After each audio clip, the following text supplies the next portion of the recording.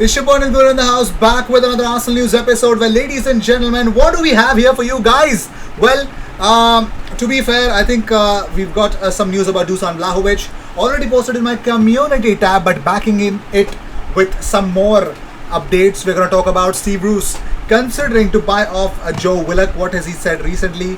Probably the same old goddamn thing. Why do these people, the media people, keep asking him the same goddamn questions? Anyways, the future of Zinedine Zidane, what is exactly in store, because there have been lots of rumors that Zinedine Zidane is actually leaving Real Madrid, which puts Arsenal's chances of signing Martin Odegaard in jeopardy. So we're going to discuss that, of course.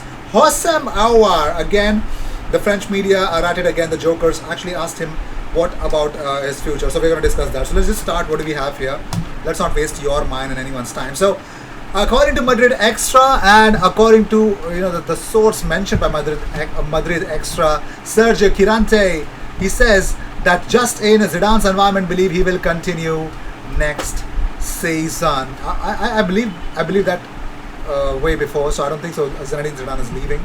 So as it stands, Zinedine Zidane is staying at Real Madrid. If that happens, you know what happens after that, right? So moving on, so certain training images I'll share with you guys. Of course, Arsenal in their new training gear, as you saw it already being launched. I love this.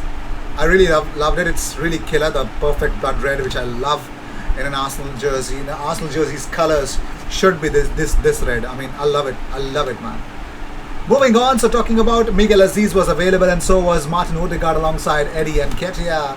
Only these images that I would want to post here. But moving on, Hossam Aouar was actually asked about in a press conference on Friday ahead of Lyon's match against OGC Nice to finish off the Ligue 1 season. Hossam Aouar was asked about his future. Now, about his future, this is what he had to say. Funny story. He said that this could be my last match at Lyon, but it could also not be. I do not ask myself these sorts of questions before an important match like this. I have not played as much as I would have liked. I struggled to come back after the virus problems. A pretty mixed season for me. I have improved in terms of managing injuries. I am happy with my statistics in the few matches that I have done.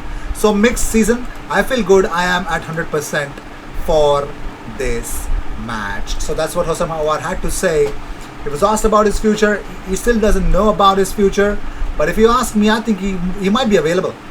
And I'm pretty much sure he's definitely moving around this summer.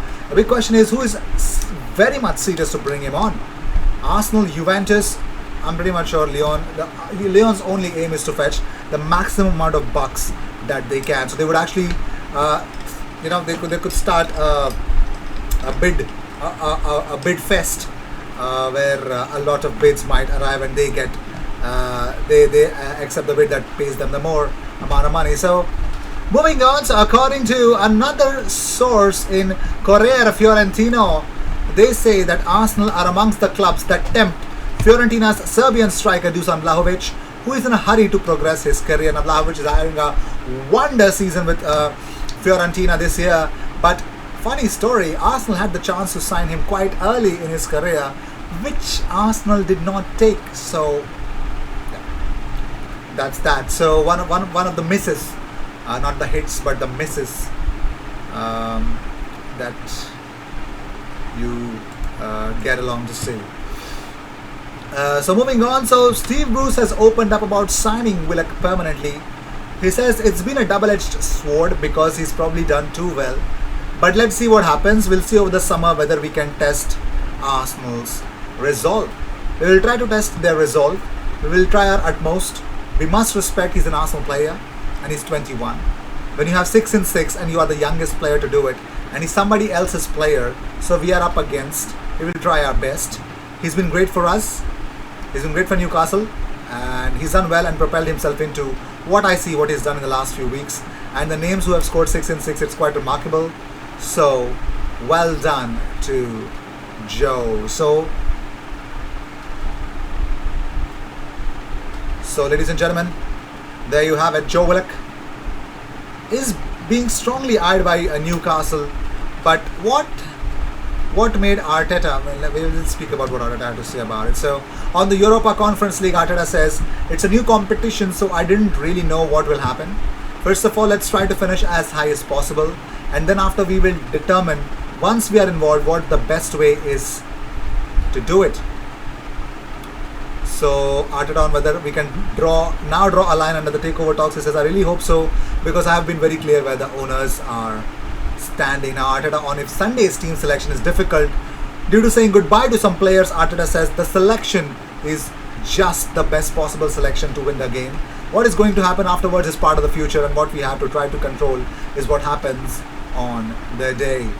And Arteta on the reception he expects from the fans, he says that they haven't been at the stadium for a long time. We haven't managed to be together, so hopefully it will be a positive atmosphere to support the team, and the team trying to give them some joy and win the game. And whether Arsenal are wanting to finish above Tottenham, Arteta said, anything that is in our hands to make them happy and to help us to be in a better place today, it's all positive. And talking about Joe Willock, whether Willock will be at Arsenal next season, Arteta said, for sure, because he's got a contract and that's going to be here. That's for sure. I'm really happy that things have gone so well because of the potential that he has. I think it was great for him to go away and have a different experience. He has grabbed that opportunity in a really positive and remarkable way, and he will come back to us. We will have a conversation with him and plan the next years for him. Well, crazy stuff. You can actually see the sprints in this season's 2020-2021 Premier League season. You could see Arsenal somewhere in the middle. Yes, this is where Arsenal are in the middle as the stats stand. Well, that's what it is. So moving on, so Martin Odegaard had something to say about the fans' protests. He says, I think that's normal in a club like Arsenal who wants to be at the top of the league and fight for titles in European football. It is normal when we are not there, the fans get disappointed. That's a good thing, to be fair. It shows that a lot of people care about the club and want it to be at the top. For me, it's a good thing, and we just have to work hard to show everyone we deserve to be at the top, and we have that joy to be there.